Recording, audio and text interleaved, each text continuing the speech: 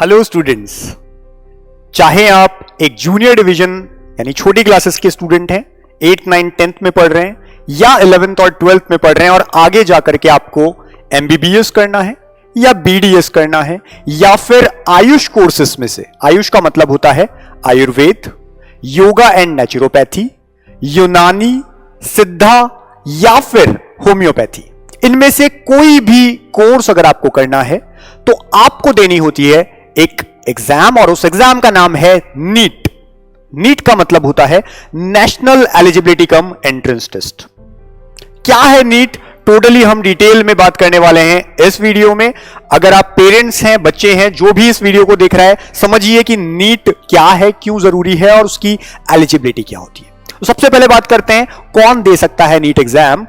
अगर आप सिटीजन हैं इंडिया के यानी सिटीजन ऑफ इंडिया, NRIs हैं या फिर ओवरसीज सिटीजन ऑफ इंडिया हैं या फिर आप हैं पर्सन्स ऑफ इंडियन ओरिजिन या अगर आप अदर नेशन से भी बिलोंग करते हैं, आप दे सकते हैं नीट का एग्जाम। एलिजिबिलिटी क्या चाहिए?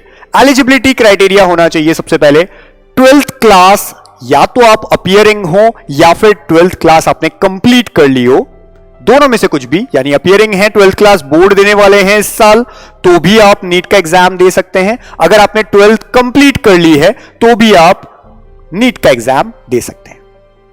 लेकिन 12th क्लास आपको कंप्लीट करनी है with physics, chemistry, biology and English भी एक सब्जेक्ट उसमें होता है। बायोलॉजी के अलावा अगर आपके पास में बायोटेक्नोलॉजी है, सपोज करिए आपके पास physics, chemistry, biotechnology and English है, तो भी आप नीट एग्जाम दे सकते हैं। या फिर फिजिक्स, केमिस्ट्री, बायोलॉजी और इंग्लिश है तो भी आप नीट का एग्जाम दे सकते हैं। तो ये होता है इसका क्राइटेरिया। या फिर हम 12th इक्विवेलेंट्स की बात कर सकते हैं, कोई भी कहीं पर किसी और जगह पे है। बोर्ड्स की बात करें तो CBSE है या स्टेट बोर्ड्स है, या फिर आपने ओपन स्कूल से भी अगर 12th क्लियर किया है with these subjects, then you are eligible for NEET. एक और इंपॉर्टेंट बात होती है, वो है एडिशनल सब्जेक्ट्स। तो एडिशनल सब्जेक्ट का मतलब क्या होता है, देखिए सपोज करिए किसी स्टूडेंट ने फिजिक्स, केमिस्ट्री, मैथ्स के साथ में अपना 12th पूरा किया और उसे उसके बाद में लगता है कि मुझे अपने 12th में बायो भी रखनी चाहिए थी या मेरे पास बायो होती, तो ऐसे में वो क्या कर सकता है, आफ्टर 12th जब उसने 12th पूरा दे दिया है उसके बाद भी वो केवल बायोलॉजी को एज अ सब्जेक्ट लेकर के क्लियर कर सकता है। और CBSE या इस तरह के जो अदर बोर्ड्स हैं वो क्या करते हैं, उनकी मार्कशीट में जो कि पहले से बनी हुई है उनमें बायो भी अब एडिशनल लगा देते हैं, एडिशनल सब्जेक्ट्स की तरह से केवल बायो के मार्क्स भी ऐड कर देते हैं और टोटल जो उनकी परसेंटेज होती है वो जो भी नए स्कोर के साथ में बन जाती है वो हो जाती है। उन्हें फिर से फिजिक्स, केमिस्ट्री एग्जाम देने की जरूरत भी नहीं होती है, साथ ही साथ उनके मार्कशीट में बायो भी ऐड हो जाता है। तो ये तरीका होता है और इसको हम बोलते हैं एडिशनल सब्जेक्ट। दो तरह से एडिशनल सब्जेक्ट होते हैं, या तो 5 सब्जेक्ट के साथ एक और कोई सब्जेक्ट होना वो एडिशनल होता है, या फिर 12th क्लास कंप्लीट कर लेने के बाद आपने अगर कोई सब्जेक्ट को ऐड किया है उसे भी हम एडिशनल सब्जेक्ट कहते हैं। तो bio as a additional subject भी अगर आपके पास है तो भी आप नीट के लिए एलिजिबल होते हैं, ये आपको ध्यान रखना है। अगर हम बात करें एज लिमिट्स की, तो लोअर एज लिमिट नीट के लिए है 17 इयर्स। यानी कि इसका मतलब यह है जिस साल भी नीट आप देने वाले हैं या दे रहे हैं उस साल के 31 दिसंबर तक, उस साल के 31 दिसंबर तक आपको 17 इयर्स कंप्लीट कर लेनी है अपनी एज। इसका मतलब कुछ ऐसा है कि जो बच्चे नीट 2021 में देने वाले हैं उन्हें दिसंबर 31, 2004 तक उनका बर्थ होना चाहिए, उससे पहले पहले तक। ऐसा स्टूडेंट जिसका बर्थ या डेट ऑफ बर्थ है 1 जनवरी 2005, वो बच्चा, वो स्टूडेंट 2021 का नीट नहीं दे सकता, उसके लिए एलिजिबल नहीं है। लेकिन 2022 के नीट के लिए वो एलिजिबल हो जाएगा। तो आपको यह ध्यान रखना है कि जिस भी साल आप नीट देने वाले हैं उस साल के 31 दिसंबर तक आप 17 ईयर की एज कंप्लीट कर लें तो आप नीट के लिए एलिजिबल हो जाते हैं। वहीं अगर हम बात करें अपर लिमिट की, तो याद रखिए नीट में कोई भी अपर लिमिट फिलहाल नहीं है। पहले ये 25 ईयर होती थी लेकिन अब उस पर रोक लगा दी गई है। फिलहाल इस तरह की कोई भी कोई भी अपर लिमिट एज नहीं है। कोई 26 ईयर, 7 ईयर, 28 ईयर, 29 ईयर का भी स्टूडेंट नीट दे सकता है।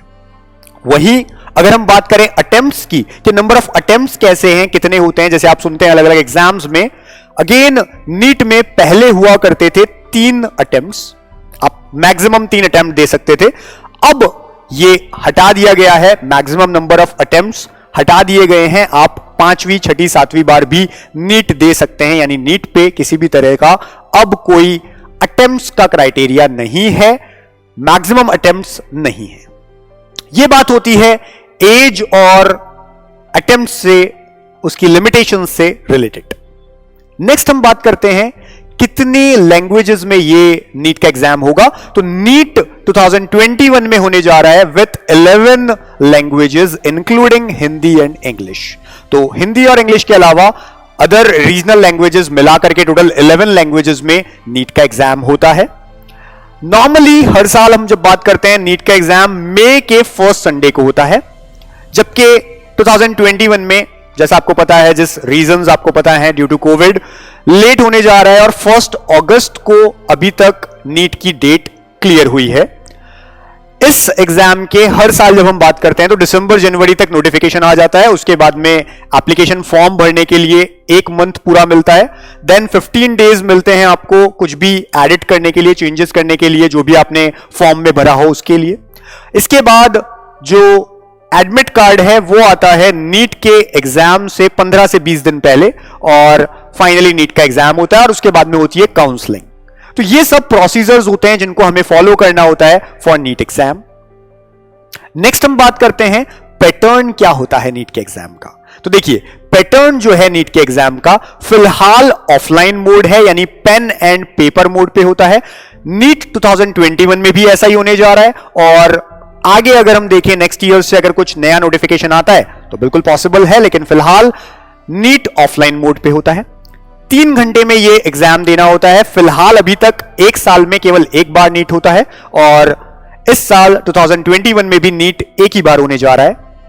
हम बात करते हैं कि नीट में क्या क्या पैटर्न फॉलो करना चाहिए, क्या फॉलो होता है। तो हमें पता चलता है फिजिक्स, केमिस्ट्री और बायोलॉजी 3 सेक्शंस होते हैं नीट के एग्जाम में।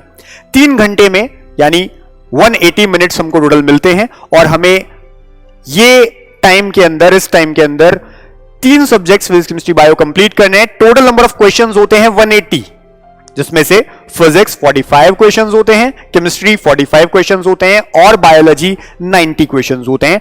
टोटल 180 क्वेश्चंस होते हैं।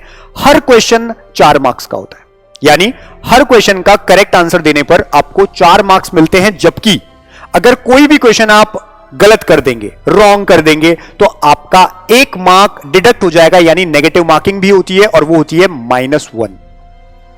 इसका मतलब ये समझिए कि अगर किसी स्टूडेंट ने 180 में से 100 क्वेश्चंस करेक्ट किए हैं तो उसे मिल गए 400 मार्क्स, लेकिन 180 में से टोटल 100 करेक्ट के अलावा उसके 30 क्वेश्चंस रॉन्ग है, रिमेनिंग उन्होंने अनअटेम्प्ट किए, क्वेश्चन अटेम्प्ट नहीं किया। 30 क्वेश्चन रॉन्ग कर दिए, 100 जो है करेक्ट हैं। इसका मतलब 400 मार्क्स उनको मिलेंगे, और माइनस हो जाएंगे 30, तो उनके मार्क्स रह जाएंगे 370।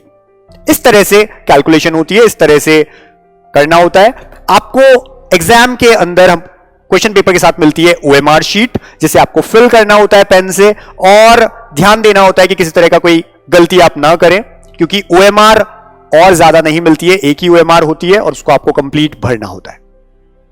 नीट को क्लियर करने के लिए कुछ एलिजिबिलिटी परसेंटेज मार्क्स पे भी बनाई गई है। वो ये है कि एक मिनिमम कट ऑफ जो है वो ये रहता है कि अगर आप अनरिजर्व्ड कैटेगरी, जनरल कैटेगरी के स्टूडेंट हैं, तो 50 परसेंटाइल आपका आना चाहिए। परसेंटाइल एक फॉर्मूला होता है जिसमें नंबर ऑफ स्टूडेंट्स कितने अपीयर हुए प्लस टॉपर स्टूडेंट्स क्या थे, उनके कितने परसेंटेज है, उस अकॉर्डिंग आपका परसेंटाइल डिसाइड होता है। 50 परसेंटाइल का मतलब 50 परसेंटेज नहीं है, तो 50 परसेंटाइल जिसके भी आते हैं, जिस जगह पे आते हैं, वो हो जाती है कट ऑफ जनरल स्टूडेंट्स के लिए, जबकि कैटेगरी के स्टूडेंट्स के लिए यही परसेंटाइल होती है 40 परसेंटाइल, तो वहां पर आकर के ये रुक जाता है।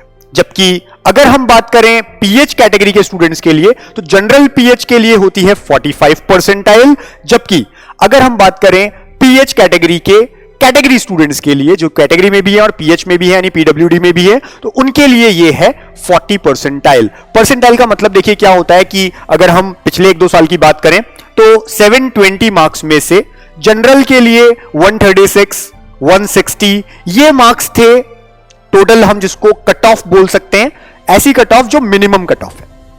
इसका मतलब ये नहीं होता है कि 136 मार्क्स लाने वाले को एमबीबीएस कॉलेज मिल जाएगा।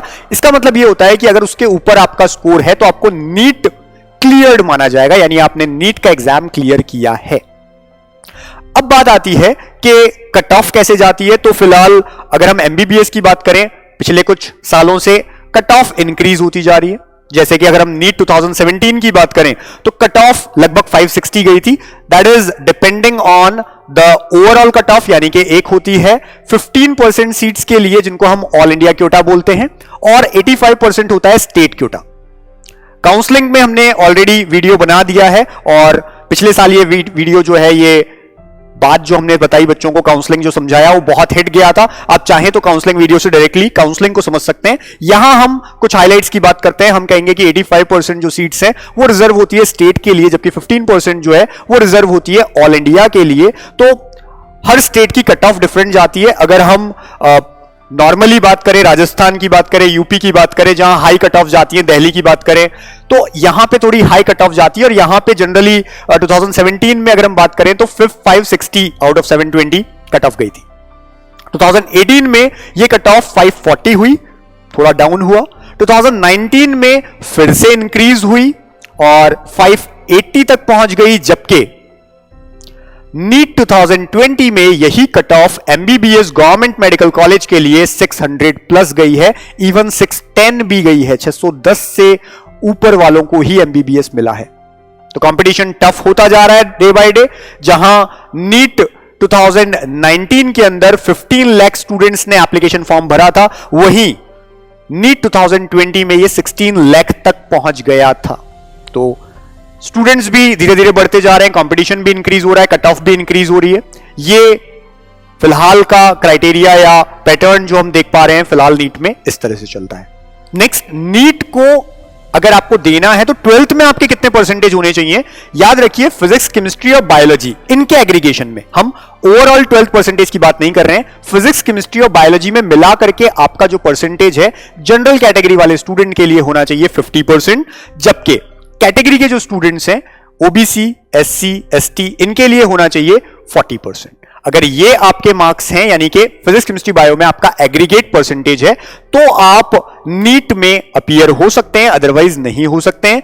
ऐसे स्टूडेंट्स जो पीडब्ल्यूडी या पीएच कैटेगरी से आते हैं और जनरल कैटेगरी के भी हैं, उन्हें 45% एग्रीगेट चाहिए पीसीबी में, या फिर अगर कोई स्टूडेंट पीएच में भी है, पीडब्ल्यूडी यानी कि कैटेगरी में भी है, और साथ ही साथ वो ओबीसी, एससी, एसटी में भी आता है, तो 40% उसको चाहिए पीसीबी में। यहां बी का मतलब बायोलॉजी या बायोटेक्नोलॉजी, दोनों में से कोई भी एक हो सकता है।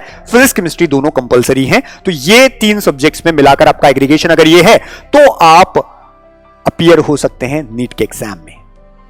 जब आप एक बार नीट दे देते हैं तो नीट के बाद आता है आपका रिजल्ट। रिजल्ट में आपका क्या स्कोर आया है 720 में से, परसेंटाइल कितना बना है, और आपकी जो भी कैटेगरी है उसमें आपका रैंक क्या आया है, ऑल ओवर इंडिया रैंक क्या आया है, ये सब आपको मार्कशीट में मिलता है।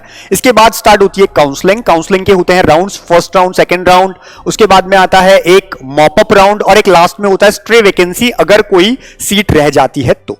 इस तरह के राउंड्स क्लियर करने होते हैं, और उसके बाद आपको आपके स्कोर के अकॉर्डिंग क्या कॉलेज मिलता है। जो हायर सबसे ज्यादा जो जाता है कट ऑफ, वो एमबीबीएस का जाता है, उसके बाद बीडीएस का जाता है, और इसी तरह से आयुर्वेद में हम देखते हैं, आयुष जो हमने मिनिस्ट्री बोली, आयुष के जो कोर्सेज हैं जैसे आयुर्वेद, होम्योपैथी, यूनानी, सिद्धि या योगा एंड नेचुरोपैथी, इनके भी इसी तरह से काउंसलिंग्स होती हैं, और नीट एग्जाम इनके लिए भी कंपलसरी होता है।